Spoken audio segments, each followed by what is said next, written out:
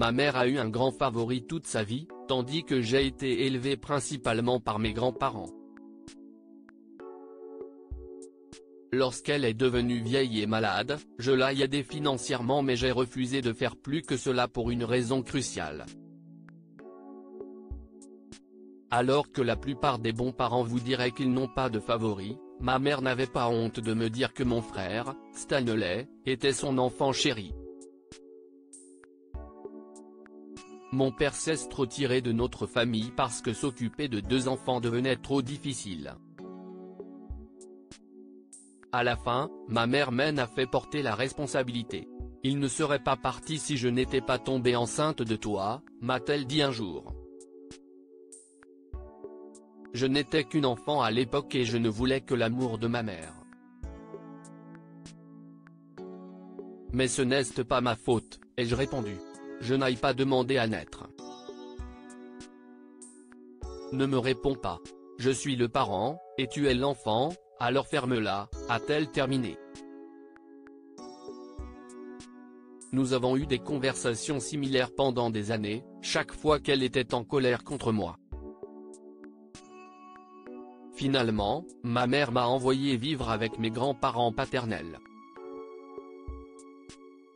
Ils se sentaient tellement mal que notre père ait quitté nos vies, qu'ils m'ont accueilli et m'ont donné tout l'amour que je n'avais jamais reçu à la maison.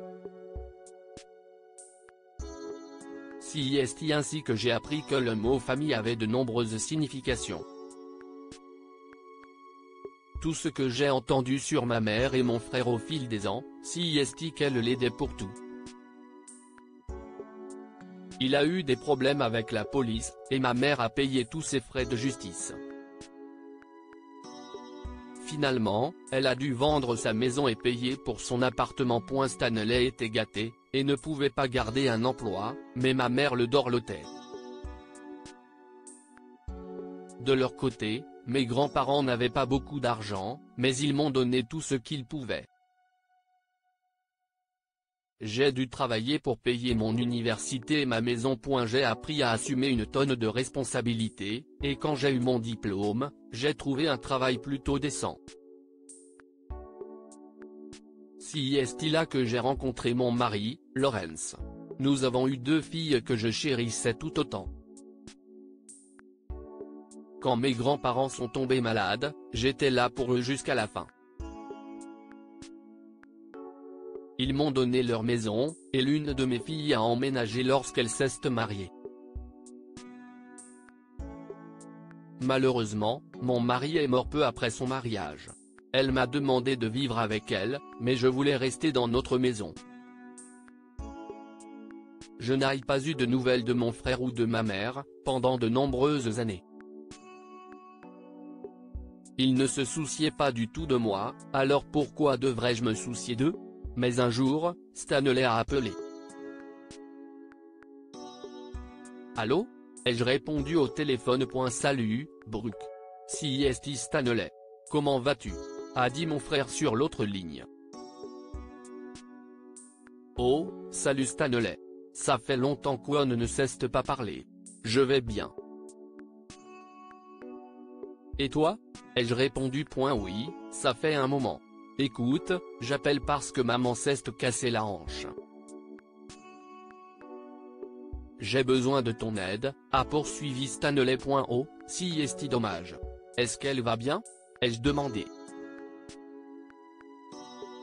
Elle va bien. C'est juste que la facture de l'hôpital va être assez élevée, et j'ai besoin d'aider pour la payer. C'est notre mère après tout, a-t-il expliqué. Oh, bien. Ok. Donne-moi les détails, et j'enverrai de l'argent, lui ai-je dit. Mon mari et moi avions accumulé des économies décentes, donc je pouvais me permettre d'envoyer de l'argent à Stanley pour tout ce dont notre mère avait besoin. C'est génial, Brooke. Je te remercie. Je te parlerai plus tard, a dit Stanley et a raccroché. Je ne me sentais aucune obligation envers ma mère, mais je n'étais pas sans cœur. Je lui ai envoyé l'argent et j'ai oublié jusqu'à la semaine suivante, quand mon frère a rappelé. Hey, Brooke, a commencé Stanley. Hey. Comment ça s'est passé? Ai-je demandé.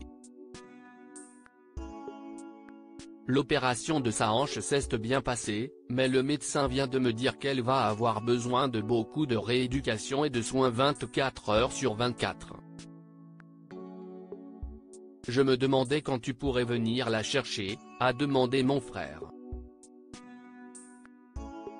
Comment ça, venir la chercher? Ai-je demandé, confuse. Je te l'ai dit. Elle a besoin de quelqu'un qui s'occupe d'elle. J'ai été à ses côtés toute notre vie.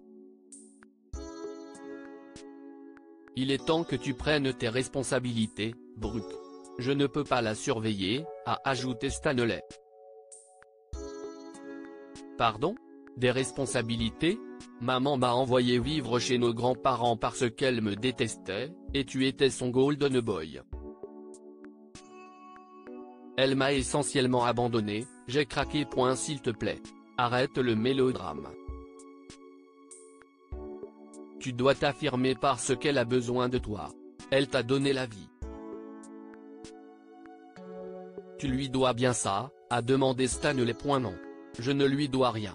J'avais besoin de ma mère quand je grandissais, et elle a refusé. Elle t'a donné tout son amour, alors tu vas devoir trouver une solution. Je t'ai donné de l'argent pour ses factures d'hôpital par bonté d'âme, mais je ne serai pas sa gardienne, lui ai-je dit. Tu es horrible, Brooke. Comment peux-tu faire ça? Je ne peux pas la surveiller. Stanley a commencé à crier au téléphone. Honnêtement, je m'en fiche, Stanley. Tu n'as pas le droit de me traiter d'horrible. J'étais une enfant quand elle m'a abandonné, et mes grands-parents sont devenus mes vrais parents. Ne m'appelle plus jamais. J'ai terminé. J'ai raccroché. Stanley a essayé d'appeler, d'envoyer des textos, des courriels et autres pendant plusieurs jours, mais je l'ai bloqué. Il a également essayé de contacter mes filles, mais elles ont refusé de l'écouter. Elle connaissait mon histoire avec ce côté de la famille. Bien sûr, Stanley et ma mère ont dit du mal de moi à qui voulait l'entendre. J'ai été sévèrement jugé pour ma décision, mais je n'ai pas écouté leurs critiques. Après tout, personne n'a jamais jugé ma mère pour ce qu'elle m'a fait. Que pouvons-nous apprendre de cette histoire? Il est important de prendre soin de ses proches. Bien que le choix de Brooke soit controversé, il est facile de comprendre son point de vue, compte tenu de son passé. Le pardon est divin. Parfois, vous devez être la personne la plus importante. S'occuper de vos parents lorsqu'ils sont âgés est un devoir important, tant sur le plan financier que sur le plan émotionnel. Quelqu'un doit s'en charger. Partagez cette histoire avec vos amis. Elle pourrait égayer leur journée et les inspirer. Ce récit s'inspire de l'histoire de notre lecteur mais a été rédigé par un écrivain professionnel. Tous les noms ont été modifiés pour protéger les identités et garantir la confidentialité. Partagez votre histoire avec nous, elle changera peut-être la vie de quelqu'un. Si vous souhaitez partager votre histoire, veuillez l'envoyer à info@amomama.com.